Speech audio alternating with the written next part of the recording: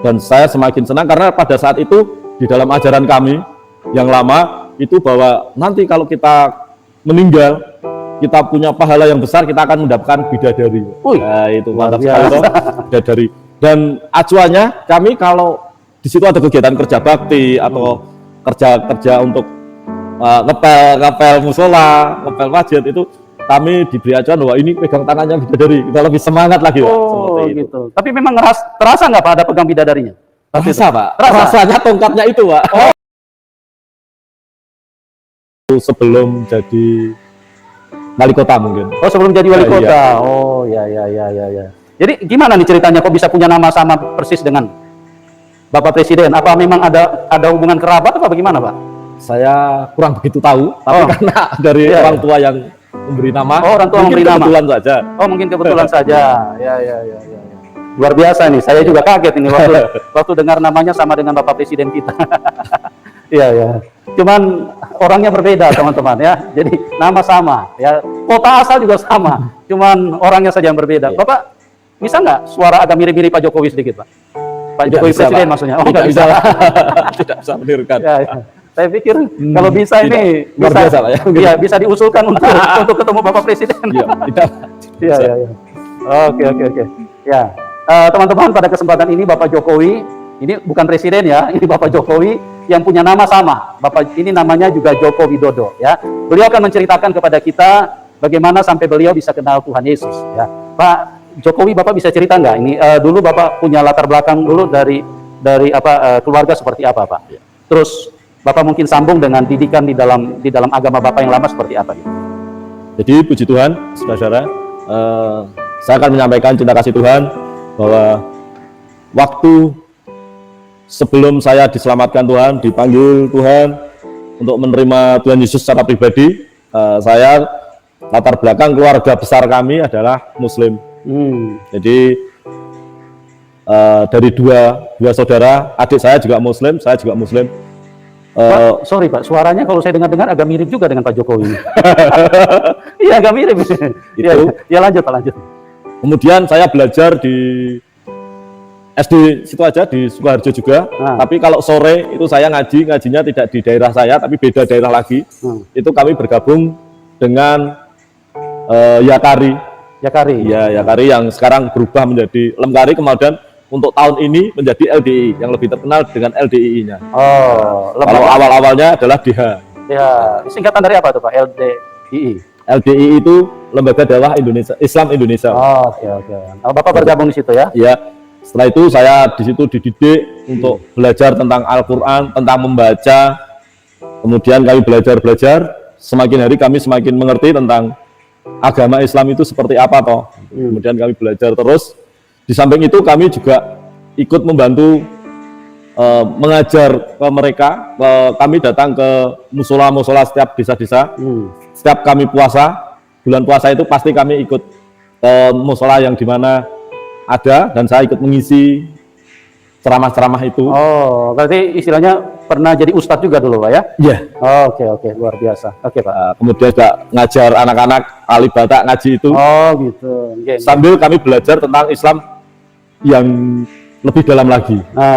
Karena kalau di ajaran saya yang lama, Islam yang lama, doktrin kami tidak bisa hanya kami menerima tidak hanya menerima suara, tetapi kami belajar dengan membawa buku hadisnya. Jadi kalau kami ingin sholat, kami juga belajar bagaimana sholat menurut kitab sholat. Tidak rukun sholat, tapi beda lagi. Beda itu. Kalau kita mau bayar zakat, kita ada kitabnya. Gitu. Jadi seperti itu.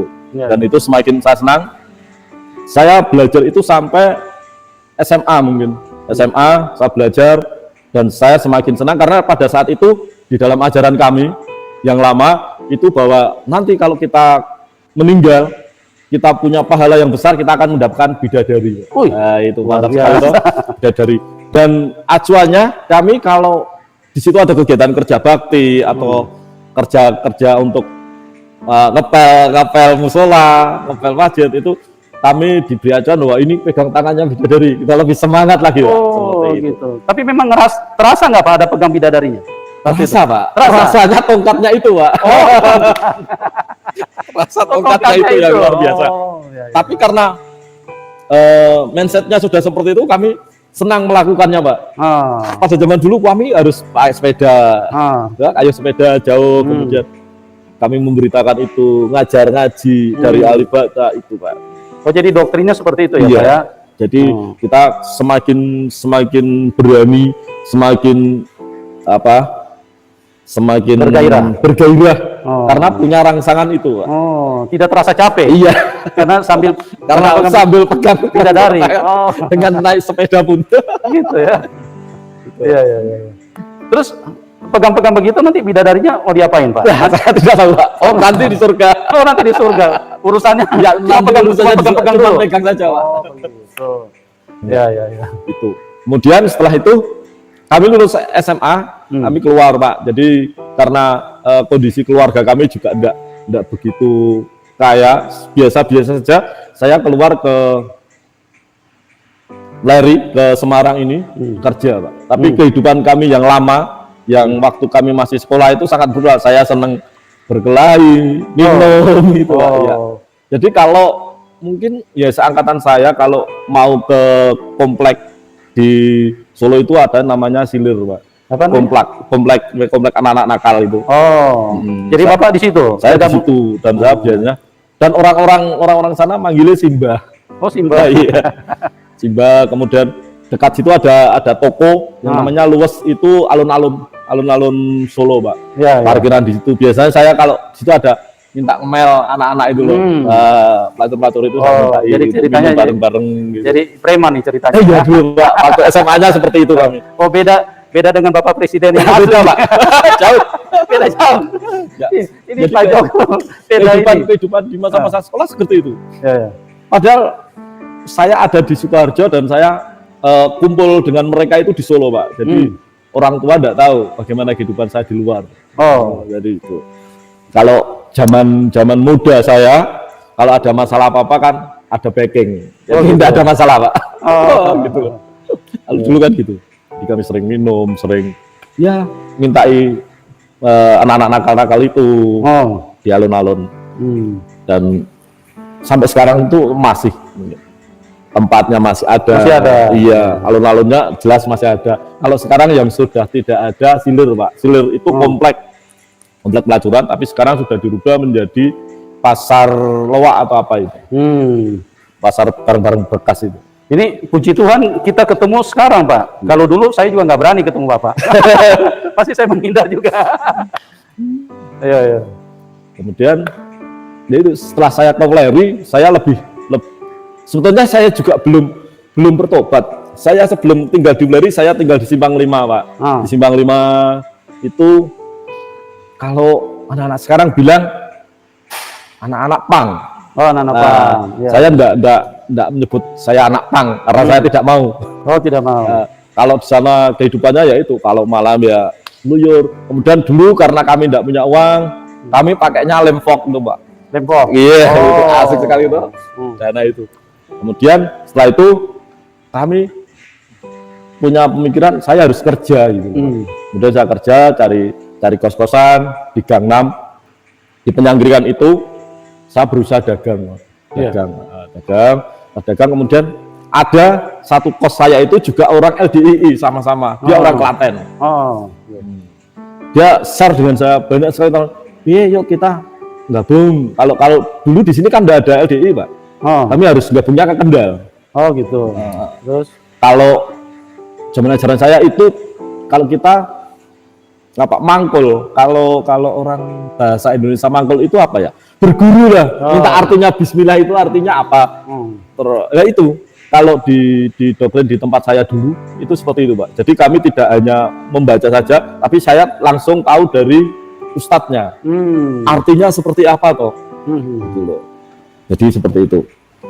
Kemudian setelah saya di Penyanggiringan, saya ketemu itu ngomong, semakin lama saya malah semakin jenuh, Pak. Iya, semakin lama aja pengajarannya semakin jenuh. Kenapa harus ke bidadari yang akan dapat imbalan?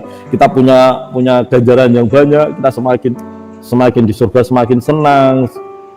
Kemudian saya juga ketemu dengan anak Tuhan yang di situ, orang-orang pribumi di situ Nah, kemudian kami share dengan orang Enggak, Kristen ini. sebentar Pak, Bapak menjadi jenuh kenapa Pak? Kan ada janji bidadari ini. Iya. Nah, Jenuhnya begini, Pak. ah, Karena tidak ada kepuasan secara batin, Mbak.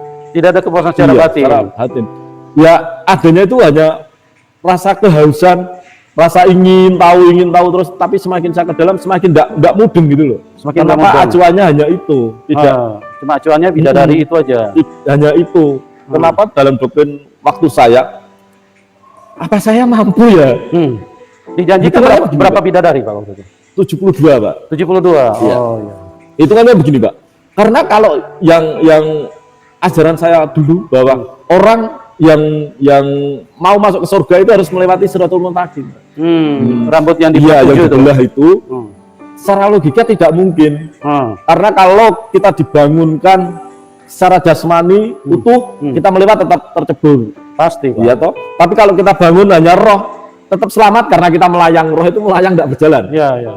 Jadi itu tidak ada kepastian, Pak, di dalam ajaran kami yang lama itu. Seperti itu. Jangankan dibelah 7 Pak. Iya. 7 kepala pun rambutnya digabung jadi satu, Iya. tidak mungkin bisa lewat Tidak Pak. mungkin, ya. Gitu. Dan kalau menurut saya bahwa di dalam ajaran kami dulu yang terpenting adalah amal-amal. Sedangkan kalau saya bayangkan atau saya renungkan bahwa amal dan kejahatan saya itu banyak kejahatan saya. Dalam satu hari itu pun kejahatan saya lebih banyak. Lebih banyak. Iya. Dan itu mustahil saya tidak akan masuk surga.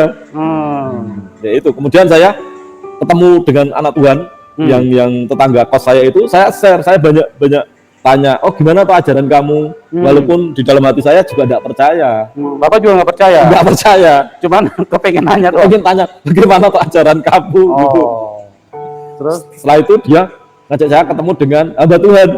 Hamba Tuhan ini. Dan hamba Tuhan ini juga lucu. Pertama saya ketemu, saya main tanya-tanya enggak, langsung diajak pelayanan. Wah lucu sekali itu.